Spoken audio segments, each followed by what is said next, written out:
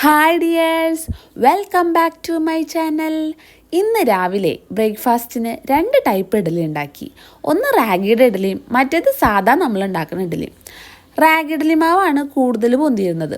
അത് ഞാൻ ആദ്യമായിട്ടാണ് ഉണ്ടാക്കുന്നതും കഴിക്കുന്നതും. മറ്റേ ഇഡ്ഡലിയുടെ പോലെ അത്ര ടേസ്റ്റ് ഒന്നുമില്ല. ഹെൽത്തി ആണല്ലോ എന്ന് വിചാരിച്ച് കഴിക്കാം. ഇഡ്ഡലിയുടെ കൂടെ നാളികേര ചട്നി ആയിരുന്നു. ഉണ്ണി സ്കൂളിലെ ചോറാണ് കേട്ടോ വാങ്ങിക്കണേ. കറി വീട്ടിൽ നിന്ന് കൊണ്ടുപോകും. അവളുടെ ഐഡിയയിൽ വന്ന ഐറ്റാണ് കോവയ്ക്ക ഫ്രൈ. ഇതും ഞാൻ ആദ്യമായിട്ടാണ് ഉണ്ടാക്കുന്നത്. സൂപ്പറായിരുന്നു കേട്ടോ.